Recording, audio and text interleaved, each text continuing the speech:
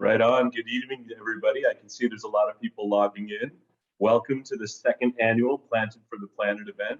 My name is John Brannigan, JB. I'm going to be your MC for tonight. And we're going to give a few minutes here as we let other people kind of log in. As people join in the meeting tonight, I just want to let you all know and remind you that we are recording tonight's event. You'll see that the recording icon up in the upper left-hand side of your Zoom. If you can just acknowledge that that's being recorded, that is awesome. Thank you.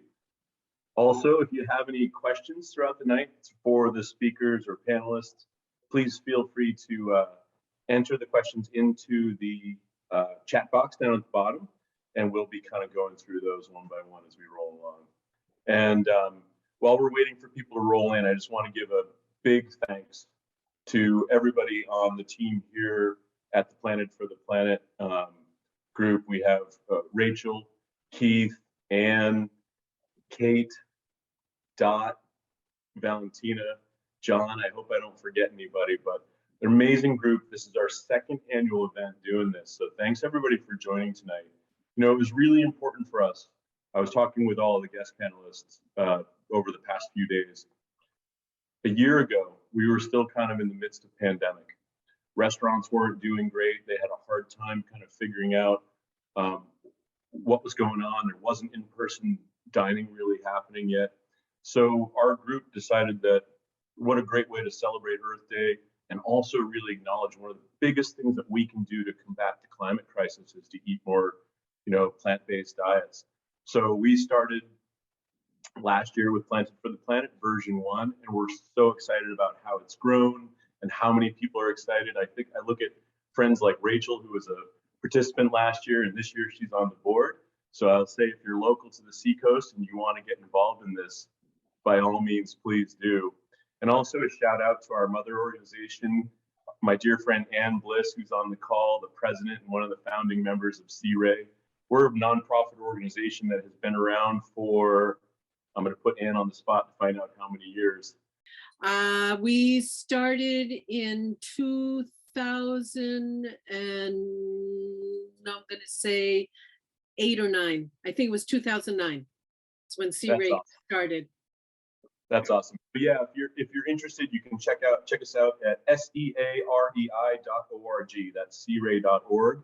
And as I mentioned, we started this event last year working with a really great group of people who wanted to learn more about Project Drawdown, which are really the top things that we can all do to help mitigate the effects of climate change. And we were so impressed to learn that eating a plant-based diet, as well as what we do with our food waste and food scraps, are some of the most important things. So we figured what a great way to celebrate Earth Day and celebrate clean eating by hosting this really fun event that's about eating well, doing well, enjoying ourselves and enjoying food. So year number 2, right underway here. So now that looks like we have everybody pretty much joined in. It's about 5 minutes after the hour. I just want to again remind people, if you're just logging in, we are recording tonight's session. So thank you for acknowledging on that. And also, we're really excited to have an amazing lineup of speakers. We have a dear friend and a longtime friend of mine, Mimi, who's going to be up first. We're going to show a really fun video. We have Ramona from A Southern Girl Bakery, and we have Payson and Shelby from S&P Foods. So, so without any further ado, I'm going to jump right in and share a really fun video from Mimi and Zolo Kitchen, what she's doing, and then she can just take it away from there.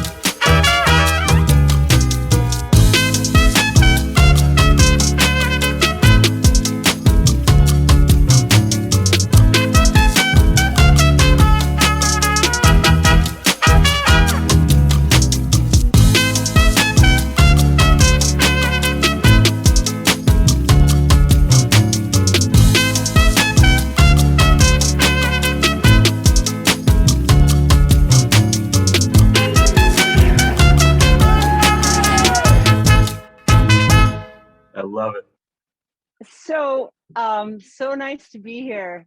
That was an event that I did a couple weeks ago in New Orleans. Nobody knew it was plant-based until the end, which was the coolest part. I'm very excited about that little project. But I want to get started by saying first, thanks Sea Ray, and thanks Plant for the Planet for inviting me to this. I am very honored to be here as a speaker. And I'm also incredibly humbled to be in the company of 3 other super powerful vegan women chefs, Ramona, Payson, and Shelby.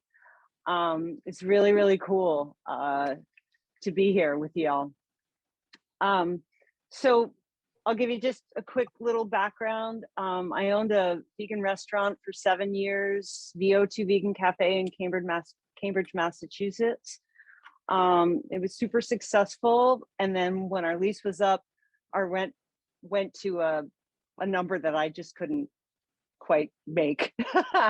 So I kind of had to pivot. And I decided to make a different sort of kind of impact by working with existing chefs and restaurants and caterers that aren't doing any plant-based, and kind of helping them and empowering them to add those things to their menus. I feel like a lot of restaurants are stuck, and they don't mean to be stuck, but they don't know how to get out. So my goal is to make this sort of more of a empowered adventure for them, and rather than a difficulty. So I think my goal is to empower and to teach and to train the staff of these restaurants and catering folks and chefs to make things delicious, and they happen to be plant-based. So, and I understand, and I think this is really important. I understand that food is not just fuel, it's comfort, it's family, it's tradition, it's culture, it's part of our emotional history. And so when people feel like they're being asked to change what they eat, it's a big deal. And I feel like that my clients and I want you to feel good about each little shift that you make, and not feel like it's something that is a deprivation or a giving up on, but rather another powerful step that we can all make. And it shouldn't be painful. I mean, it can be, right? And I'm certain, simply because you're all here tonight, that you're already doing amazing things. And you're doing things towards a healthier and safer planet. So you're already on your way. The question isn't what are you doing, but what else can you do to keep moving in that direction? So here's my pitch. You don't have to go from whatever percent plant-based you are to 100%. Every step is a step away from less productive and harmful choices. So what I recommend first is kind of looking at what you're already doing and making choices around what isn't serving you, it doesn't make you feel good, you don't need it, and start to move away from that first. And then take a look at the things that you really care about, that are like really, really meaningful, emotional parts of your life.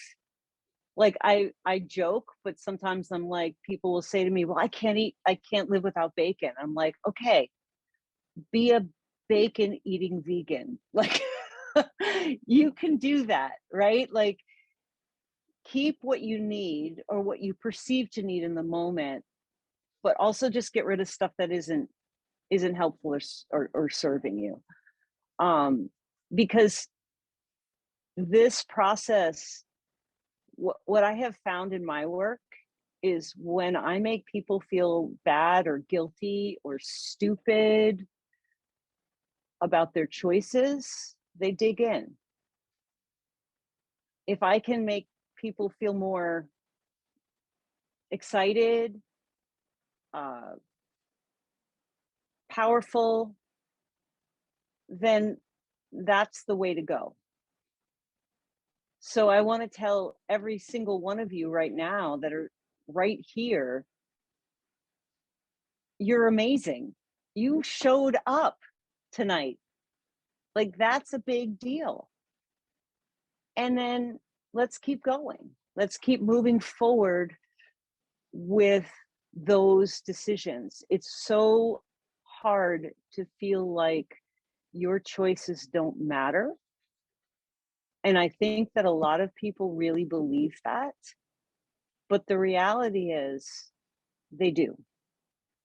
And if they matter on a large scale, I think we all need to continue to make choices that we believe are right, regardless of the outcome.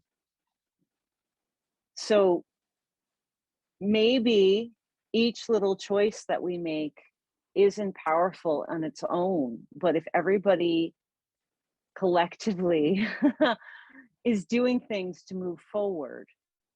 My husband has a really great way of sort of explaining this to some folks, where he says, you know what the power support is, right? It's 20%.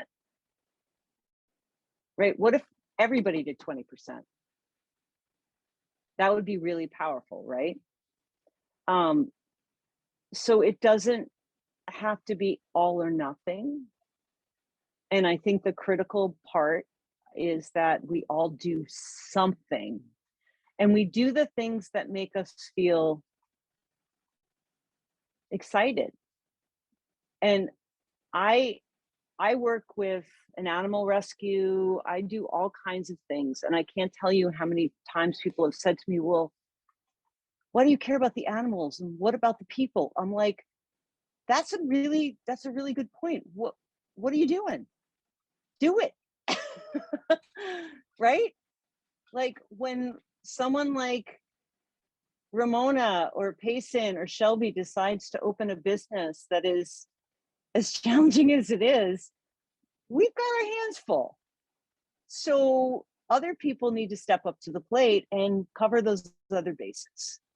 But everybody needs to do something. And here, what we're doing right now is a step in that direction. So find your passion, follow it, and understand that it is important, it's powerful, and there is power in numbers.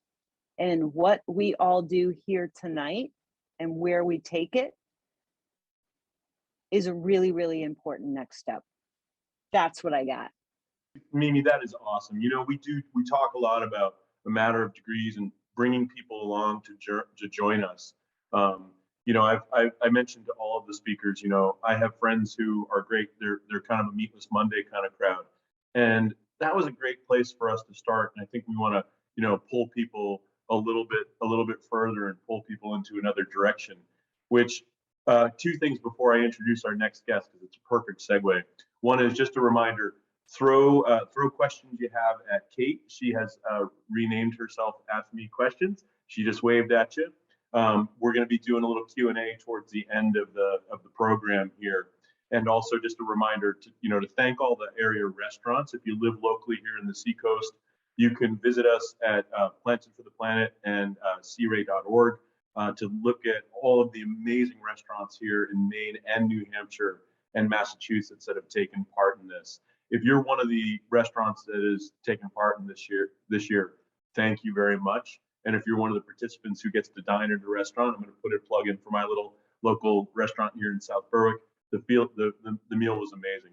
So thinking about bringing people along in the journey, I want to introduce Ramona from Southern Girl Bakery and her story about her family and how she came to cooking plant-based. So Ramona, Yes, hi. I first want to thank you for having me as a speaker tonight with these other amazing women who are doing a lot for the vegan community.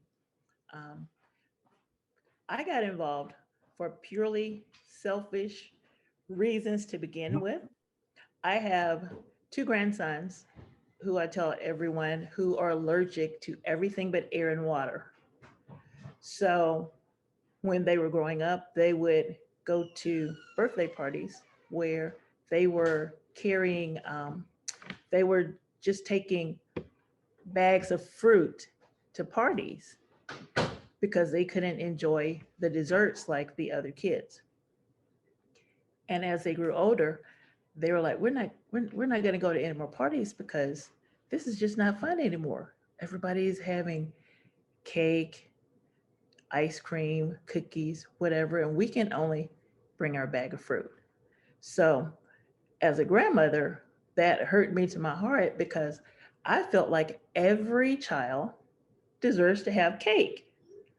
At some point or another in their lives, they should have cake. So I set out on this journey to find working recipes that would be suitable for them since they're allergic to everything, but also taste good. So they allowed me to experiment on them. They became my lab rat guinea pigs for several years while I was going through recipes to make sure that we had a great recipe that tasted good for them. The initial ones were not so good. I can just like look back on those and smile because as they would eat them, I would watch their reactions and they'll be like, no, let Gigi, you have to work on this a little bit more. So it took about 7 years of letting me experiment on them before I got to some recipes that actually tasted good and looked good at the same time. So once I got to that point to where they said, yes, can we have some more? Once they said, can we have some more? I knew we were in business right there when they said, can I have some more? So once we got to that point, I knew it was then a working recipe that I could incorporate into my bakery business. It made me a little nervous to do that because with so many vegans out there, I also wanted to make sure they were still within the vegan parameters and safe for them, with no nuts, no eggs, no dairy, any of that kind of stuff. I knew it worked for my boys, but I wanted to make sure that it also worked for other vegans who were coming into the bakery. So as I did this, I just started out with cupcakes. And for like the first, I don't know, maybe the first month or two, there were not a lot of sales because they didn't really know that I also had vegan and gluten-free in my restaurant. Like to just back up just a second, we're a traditional Southern restaurant. I use a lot of recipes that I have learned from my grandmother and, ones that were handed down from her and her sisters and grandmother and mother, things like that. So to introduce vegan and gluten-free was kind of like a step outside of my comfort zone, but I wanted to do it because I knew there was an audience out there for that. And we're in Dover. So once they did learn that we carried vegan, they slowly started trickling into my bakery. So now at our 8-month mark, I have vegan in our case every day, and I have expanded my selection slowly to include cupcakes also bars and cinnamon rolls.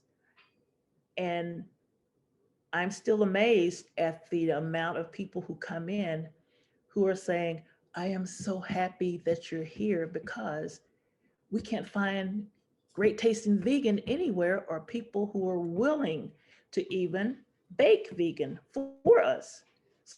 So we're so glad that you're here. And they will leave like reviews. I've seen a couple where they're like, oh my God, I tasted one of her cupcakes. It's like the most amazing thing. And I just get, they can't see me, but I'm looking at the review, just smiling to myself. It's like, oh my God, yes. And then I have to thank my grandsons because, you know, they were my guinea pigs. So with that being said, they now come into the bakery, and after years of not being able to enjoy cakes and cupcakes, they think they're supposed to make up for all of those years in one visit. So they try to just, you know, come into the bakery to eat as much as they can without mom or dad knowing what they're doing, because they're like, we deserve this because for 10 years we couldn't eat anything. And now you have this. Yes, don't tell mom, but I want 2 cupcakes. I want a strawberry bar, or I want a cinnamon roll. And it just like makes me feel really proud and happy that while I'm not vegan, there are some days that I don't eat meat without even thinking about it. I just don't eat meat, but I don't think of myself as vegan. But again, I do have those days when I'm meatless. But to be part of the movement of baking great tasting vegan desserts, I'm just happy about that. And again, like I say, for purely selfish reasons, that's how I started, trying to make something for my grandchildren that has enhanced my business, because now people just come in every day looking for that. And if it's not in there, you know, be like, oh my God, we sold all of it. I've said that once though, that we've sold all of the vegan. It's only happened once, but I'm looking for, you know, hopefully we get to the point where every day the vegan case is empty because my customers come in and they're like getting all these things, but that's what I did.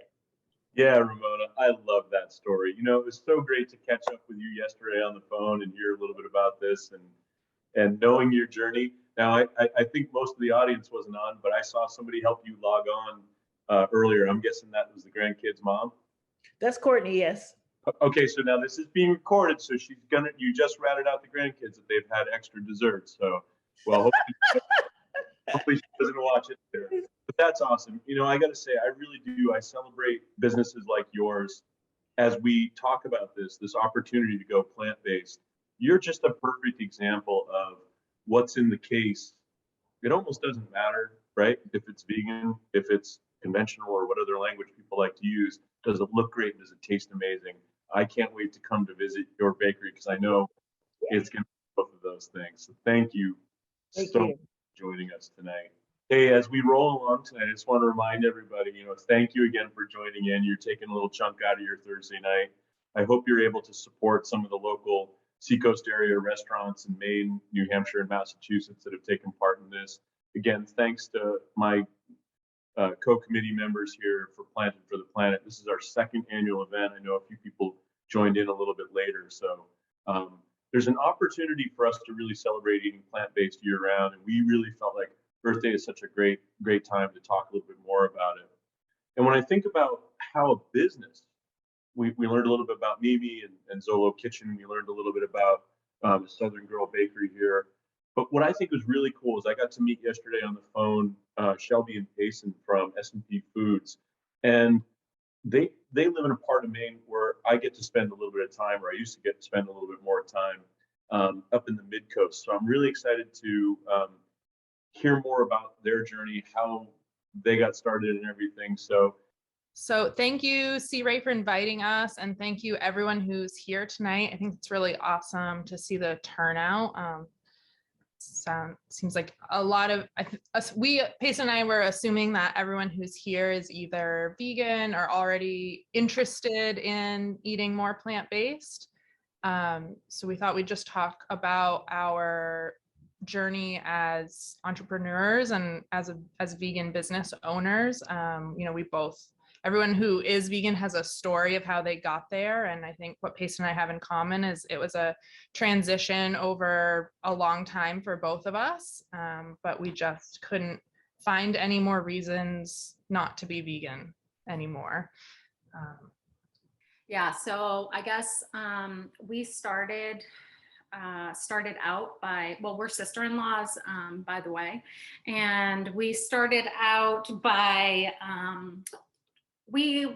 in Maine, like especially mid-coast, there's not a lot of options for us. So we decided, hey, we really want to throw like a vegan dinner party. That's something we want to go to. We really want to eat like food that's intentional and is made with like local ingredients from local farms. And so we decided to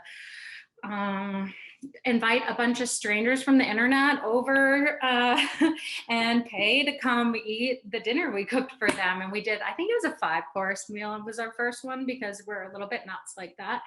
And so then we did quite a few pop-up dinners, and they like all sold out. And then with COVID and winter, like everybody kind of got more hesitant to like go anywhere. So we decided to kind of pivot, and we moved into a shared kitchen in Portland, and we started doing takeout because there's just like not a lot of options for takeout. And especially like we don't cook all healthy by any means, but like there's not a lot of like healthier options for takeout, and then also just like regular options. So we would do weekly takeout menus, and we curated them every week. And then we'd have like pantry items, which were frozen items like soups that you could heat up at home if it's like you needed a quick dinner or something like that. So we just wanted, to give people more accessibility to vegan food. And the one thing we always say, which Mimi said earlier, is like, we make vegan food, yes, but like first and foremost, we just want it to taste really good, and we want people to enjoy it. So I don't know if you want to tell the rest of the story, Shelby, but. Sure. Yeah, I mean, I think probably most people have experienced a bad vegan meal or a bad vegan, side dish or whatever it is. And so that's really our goal, is to make sure everything we do looks beautiful, tastes really good, and appeals to our customers, no matter what diet they do follow. So after we're working out of the Fork Food Lab in Portland and doing the weekly takeout through the winter, we started getting a lot of catering requests for people who were seeking all vegan for whatever reason. Either they are vegan or want to be eating that way themselves, or we did have, I think, a couple requests early on from fundraising groups who wanted to be choosing the most eco-friendly option. And so they looked to us as someone who could provide the food that they were interested in. And the catering really took off for us. So we have been booking out more and more events, and we've been finding most of our customers are actually not vegan. Maybe for a wedding, the couple that books us is, but then none of the guests usually are. So it's really, really important that our food appeals to everyone. And for us, we have really high standards ourselves. I'm always saying I'm really food driven individual. And if I can't have a good meal, I would like just rather have an iced coffee and a vitamin. So just, it's gotta be really delicious. And so we have been working on the catering, but living in the mid-coast and commuting to Portland wasn't very sustainable for us and our lives either. So we got an opportunity to lease a space up near where we live in the spaces in Newcastle. So we're actually building out an all vegan commercial kitchen for ourselves, and we're going to be opening an all vegan market in the space as well. So you guys are the first to hear it. We haven't even emailed our customer list yet to let them know, but it will be announced soon. We're hoping to open this spring. So we've been working on that all winter, and it's been a huge project for us, a big undertaking, but we know that, you know, from all of these different experiences with the business, like sort of like catering and takeout and pop-up dinners and going to restaurants all the time ourselves and ordering takeout and hoping for an intentional vegan entree and not just a bunch of sides that happen to be vegan. You know, there's a real demand for that, and we've found a really good community so far. So we're excited to have like our permanent space where we can really bring more people in. But I think that a big part of it for us is always going to be like the flavor profiles and working with local farms. We have a ton of local farms in the Mid-Coast area that we're really close with. We love to know the people personally who are growing our food. It's such a good, you know, we have like a pretty long growing season, I think, than people would expect in Maine. So we feel really lucky to be able to use such high quality produce, and there's tons of awesome small businesses in Maine and the New England to support. Yeah, and so with the market, we're going to try to also have as many like other entrepreneurs that are local or in Maine, New England, try to bring in their products as well so we can support them. And also we don't have the capacity to do it all ourselves. So we would love, you know, we're really excited about getting other people in our space to shine the light on them too. We were talking earlier about one thing we wanted to maybe talk about, because especially if you're just kind of transitioning into like a plant-based diet, is that it's really hard to get away from seeing a plate like as a starch, a protein, like a vegetable. And I think as soon as you kind of like remove that, like that's the concept behind it away, and allow like a, you know, allow yourself to kind of, I don't know, inspire yourself in the kitchen a little bit. It's like so much easier to come up with a meal, because I think everybody gets kind of stuck in this like, oh, I have to have my chicken and my like broccoli and then a potato. And that's really like not a well-balanced meal. And I think it's like actually quite surprising, because most of the time I think probably the question Shelby and I get most often is like, do you miss anything? And I know for both of us, like we don't miss anything. I actually eat more like variety of foods now than I ever have before. Like the amount of the number of different plants I eat a week is insane. I think a vegan diet doesn't like close you off. I think it really like opens you up to a whole new world, because there's like so much more to cook out there, and food is incredible and plants are incredible, and they can be made into almost anything that you want. So I always say to anybody, like we do all the time, especially when we're talking to like somebody that needs us to cater for a wedding or something. We're like, what's the biggest thing that you miss? Because we're going to make that for you. Like we're going to make it, and we're going to make it taste good.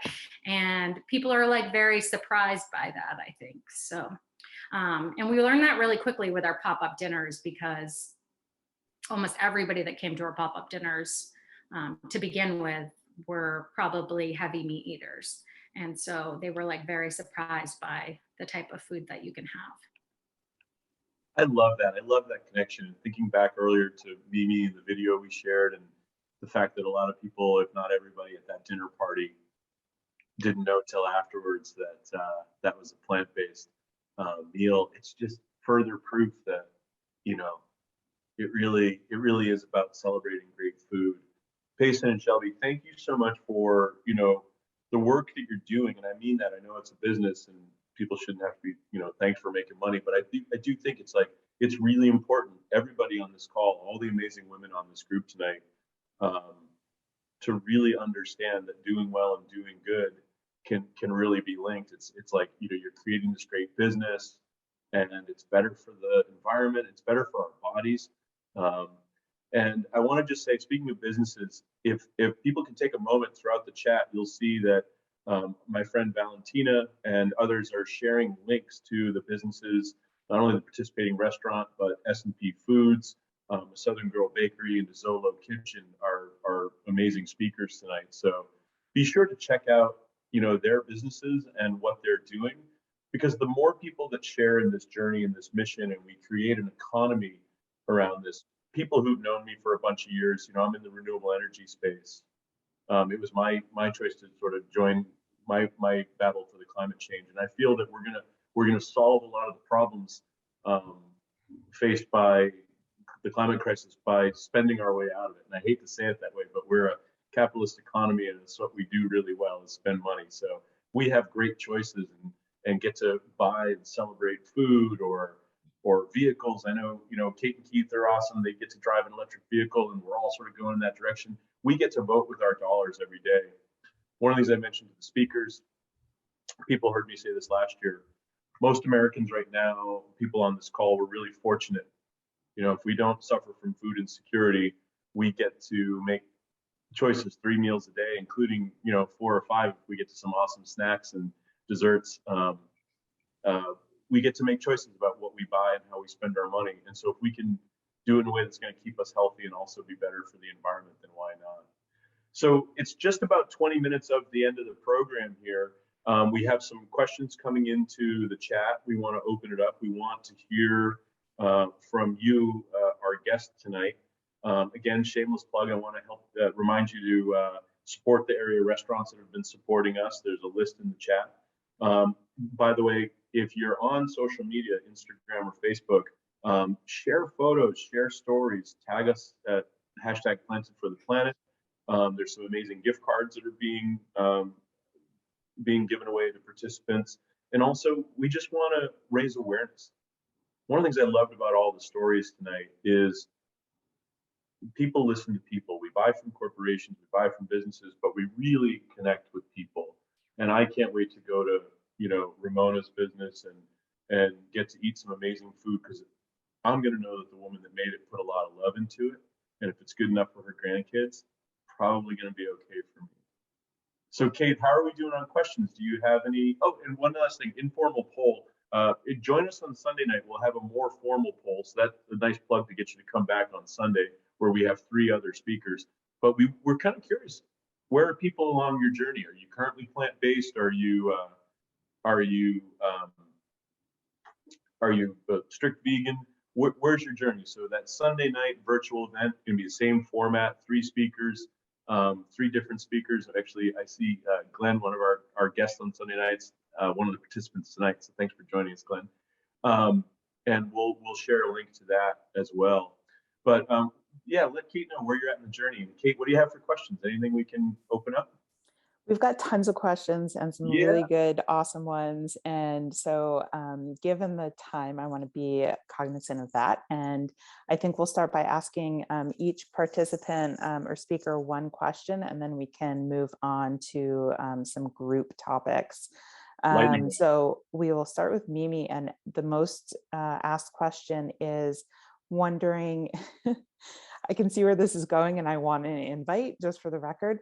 Wondering if Mimi does house parties where she teaches the group a veggie dish and gives the message that she was talking about earlier, and how you can connect with her to take advantage of something like that. Yes, absolutely.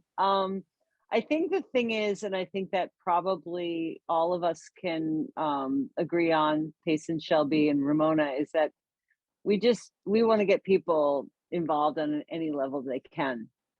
So my primary job is as a consultant, with restaurants and caterers. But yeah, I will go into anybody's kitchen anytime and make an amazing thing happen and do classes or whatever, because the goal is to just get people excited about the process, and also to make them feel like it's something that they're capable of and something that they can continue to do. So yeah, I'm totally down for that. Awesome. And whoever asked that question, I want an invite, please. Okay. And Okay. a quick follow-up on that, Mimi. Yeah. There's a couple people who asked what your biggest challenges are that you encounter when you're consulting with restaurants or food services in getting them to add more plant-based options to their menu. I think I would say to be concise, I think the biggest challenge is that a lot of folks feel like, one, there's a stigma around it. I mean, I think a lot of chefs and restaurants are very embedded in the world of like what good food is and what it represents and what needs to be involved in that dish in order for it to be something that they are comfortable serving. So it's really about making them more empowered with what they're creating and making them feel proud of what they're making, and not having it have to be a alternative or a, you know, one of the things that I do a lot is staff education, where I teach the servers specifically how to communicate around the food, you know, and not using words like substitute or fake or artificial. Like, plant-based food is just beautiful and delicious on its own, in its own right, and it doesn't have to be an alternative or a substitute to something else. So that's one of the big hurdles that I have, and most chefs are really happy when I help them to be more comfortable around cooking plant-based, because they get a lot of requests for it.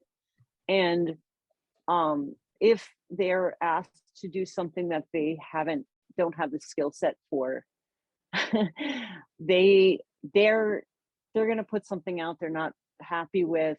The person who gets it isn't happy with it, and the people around that person aren't happy because they went there with the hope that person was going to get something that they were all going to be happy with. So it's really about figuring out ways to build that skill set and feel more proud of it in its own right.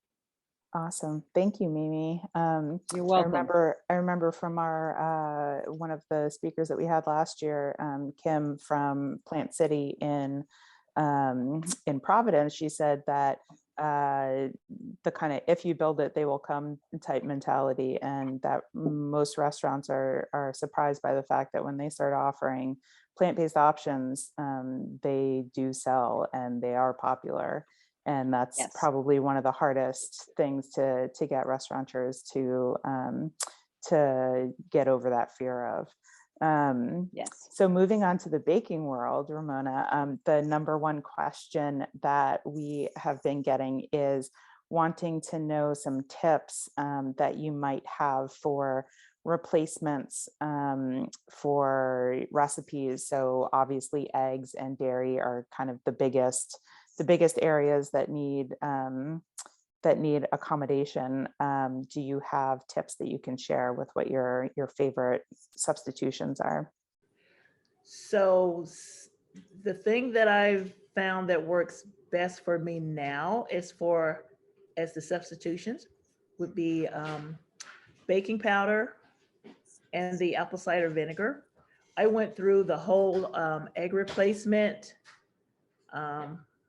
substitute with the boys, and after I tasted it, I had to agree with them. It was not very good at all. So once you start using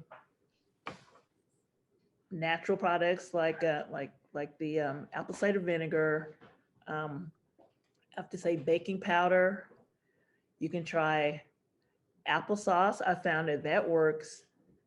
I'm trying to think what else I went through.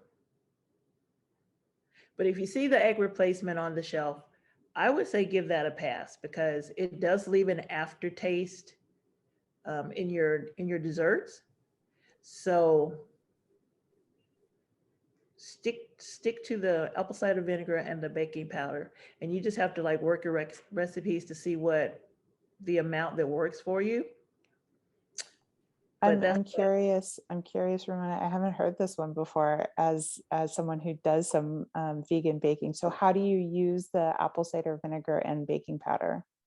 Is it like some kind of magic one-to-one type thing? the apple cider kind of activates the baking powder. So that way, you don't have flat recipes all the time. Like, your cakes don't fall, and you still have a good rise on them. Interesting. Thank you for the tip. Learn something new every day. Yeah. All right. So Shelby and Payson, we have one top question here for you. We were asked if you could talk about the link between sustainability and in-season local plant-based food and your thoughts on vegan meat substitutes. I think it's always better to eat local. I think the biggest reason is obviously supporting smaller businesses, more like, individual people rather than a big corporation. I don't know. I mean, I'm not a scientist, so I can't really speak on what makes the most sense environmentally if you're shipping things in or not. But I do believe that if you are switching to a totally plant-based diet, whether it's being flown in from somewhere else or not, it still has way less of an impact than eating animals, and the animal agriculture industry does. So I don't think you have to eat, local. You don't have to whatsoever. You don't have to eat organic if you really don't think that you can, but I don't know. I guess that's my thought on that. I don't know if Shelby has a different thought. Well, I just want to touch on the meat substitutes, and I know Pace and I both feel the same way on this topic, is that they are a great product. They're great for people transitioning, or people who aren't transitioning, that are just maybe looking for some sort of a healthier option, maybe, something with no cholesterol, for example, I guess. I think that that market clearly has exploded, and it's really made switching to a less meat intensive diet much more accessible for people. And as that market grows, those prices will come down and make it financially more accessible as well. Payson said, I don't really feel comfortable talking about the carbon footprint of them. I haven't dove into all the science and numbers that those companies, I'm sure, have resources for, though. I don't think any of them like to say they have a worse environmental impact. So I would be surprised if they didn't have that sort of documentation on their websites or anything like that. Yeah, and I think that meat alternatives are great, especially like Shelby said, if you're transitioning, or you want to trick a family member, or maybe you were just craving something that you missed and you want to make something that's that you can replicate, like that family meal or something. I think it's great for that. I don't think maybe we should be eating it 3 times a day, but I also think it's probably better for you than anything else. So. Yeah, I mean, we certainly use it in our business. It's not something we rely heavily on, but again, a lot of our clients are maybe coming to us as vegans themselves, but then they know they're trying to feed 80 people who are really omnivores or love meat a lot. And so we will talk to them about their comfort level with a meat replacement. And if it's something that they want to include, we absolutely will include it for them. And we have different recipes we like to incorporate it into, for whatever reason, whether it's texture or flavor or just the look of it, even to, maybe trick people or maybe not. But sometimes we have clients too who are really whole foods based, and they don't want to have something that looks or smells like meat around either. So we really leave it up to our customers to decide that. Awesome, thank you. We had a quick follow-up question from someone asking, where can you source good mushrooms from, saying that the supermarkets don't have a good selection? Yeah, that's a great question. I have found good success with the co-ops. I know where if you're in Maine, there's a good co-op network, and they all seem to have, different growers and stuff. So it fluctuates throughout the year. But also, if you can go to a farmer's market locally to yourself, there's usually someone there with a mushroom stand. And if not, I would just talk to those farmers that are there and find out who's your local person. But it definitely, Pace and I go all over the state with our catering and just on our food adventures that we like to go on. So we hit up a lot of different farmers markets, and it seems like, there's every kind of region has their local mushroom person. Cool. We are going to wrap up with a final question for everyone. And that is, imagining that you have a dinner party that you're cooking for with a bunch of people who don't typically eat plant-based.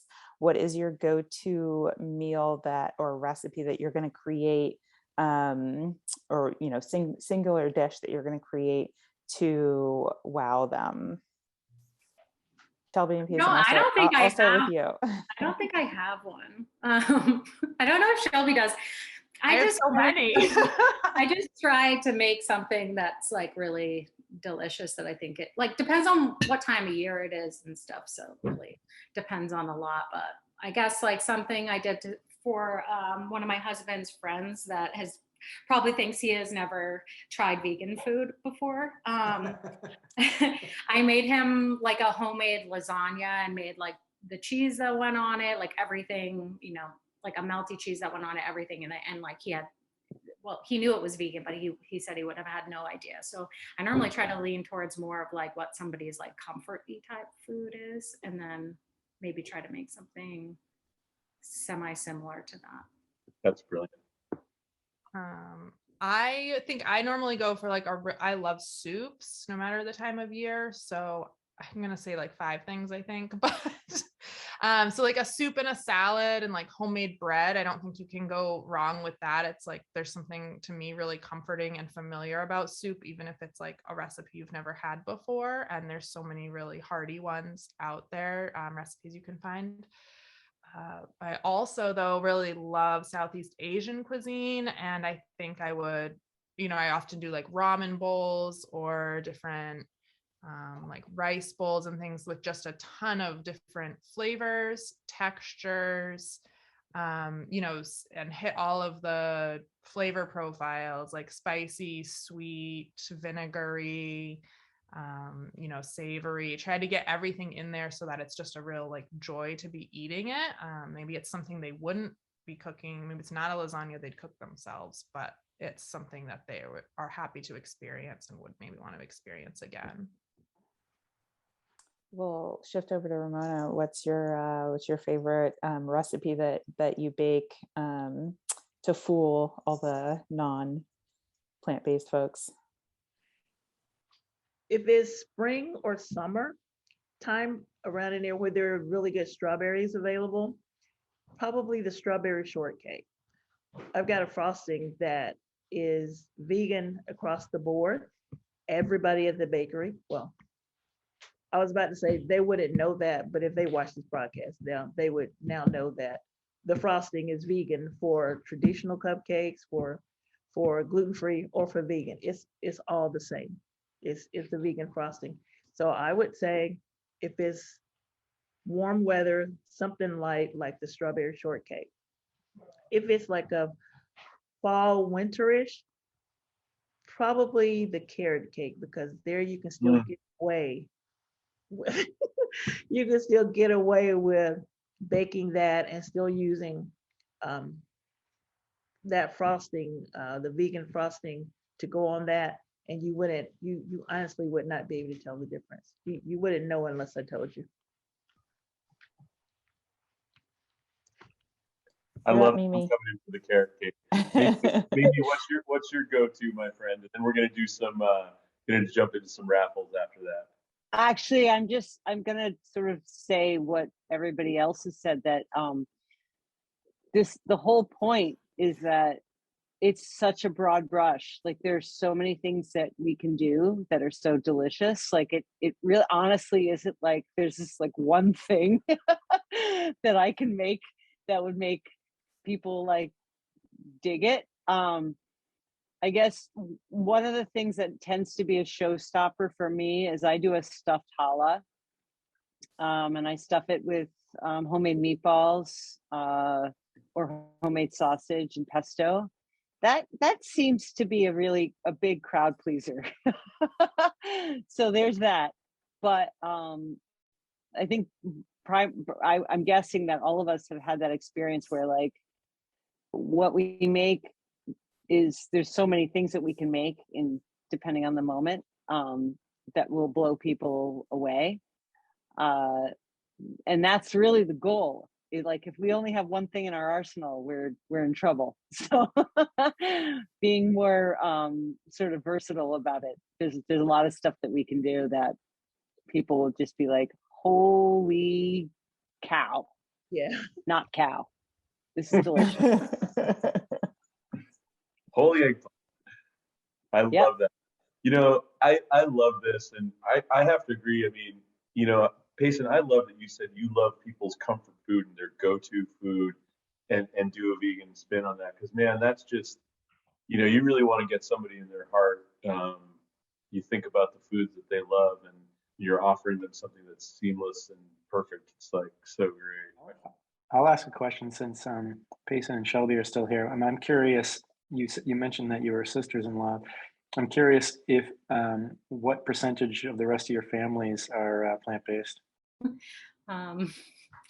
I would say our husbands are 98%. They both ship out, so it's kind of hard when they're on the boat to eat totally vegan because they have chefs there for them and whatever else. So they kind of have to like, you know, do work around that. And then I would say, I don't know about you, Shelby, my whole family will dabble in it, but I wouldn't say anybody is 100% vegan. I do have a lot of friends that have become vegan since I have become vegan. But and I also just want to give a quick plug. Katrina was on here earlier. I think she might have jumped off, but Yes. she owns Planted, and that's out of Kittery, I think, and she's a Correct. morning shop. So if you're in like more southern Maine, she's really great too for like takeout meals. Yeah, the rest of my family, like Payson said, they will gladly dabble. My mom has always cooked for me. I have a dairy allergy that I've had my whole life. So that, you know, started when I was really young, always reading labels and being aware of what was in my food. So my mom has always, you know, veganized things for me. So she's really happy to jump on board, and definitely my whole family is very supportive of it, but I think it's hard to change.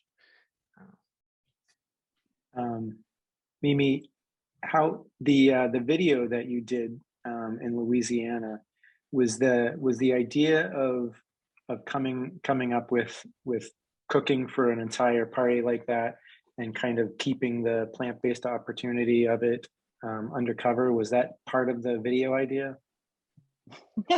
No. I was asked to cater this party, and she asked me to make it plant-based, which is why I was asked, of course. And we just decided not to tell anybody because it wasn't going to matter, because it was going to be delicious. So we decided that it would be really fun to videotape the whole experience, especially the people's response to the food. So the intention was not to trick anyone, but just to do a really, really great event, but to be able to capture people's responses at the end. Kate and I have a similar story in that we had a vegan wedding, and and we had a lot of comments going in of folks that were, you know, kind of thinking that it wasn't going to be great, or why would I want to go to a vegan wedding, stuff like that. And we actually had, I'm going to get the number wrong now, but I think it's 5 people from that were guests at our wedding that chose to go vegan afterwards and are still vegan. That's amazing. That's exactly how it should go. Go vegan.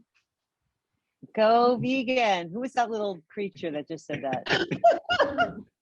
That was one adorable. of the that was one of the lab rats that I had. Oh, lab rat. Let me see. Yeah. Where are you? Over here. Come here, lab rat. Over here. Come here so they can see you. Come. See you. Come on. Come do G crowd. Let's see you on the TV. Over here. You are one lucky kid. Oh, dude. Hi. You are Super handsome jealous. boy. Thank you. Those photographs, by the way, behind you are fantastic. Yes. Ramona, we had someone who asked a question wanting to know if you're going to expand any vegan options or what's kind of in the works for you. Yes, I am always working on more recipes, not just desserts. We're working on a biscuit right now that's vegan, bacon cheddar chive. So we're working on that one. Yeah. And I'm just always wanting to, now that I have the boys excited about stuff and I'm excited about the vegan part of my business taking off, of course, I'm going to be working on more things to just like keep it going. Right on. Awesome. So is it just a lot of experimentation on your part? It is some of it now that I kind of know what works. Because like I say, it was a selfish thing to get into it, but now I'm thinking more vegan when I think of my business part. Well, not so much just to, you know, be selfish with business, but also to just learn more about it and just have more available for my customers when they come in. So yes, definitely expanding and having a greater selection.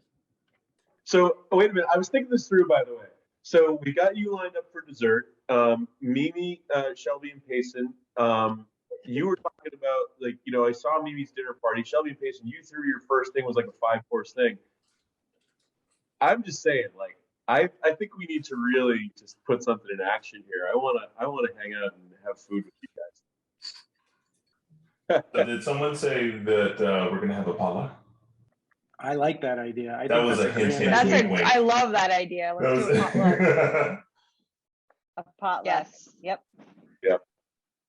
All right. Hey, everybody. In all seriousness, this is awesome. Thank you again. It brings me so much joy to have such an amazing group of people, new friends, old friends, and everything in between. So join us on Sunday night for the virtual event if you can. Yes.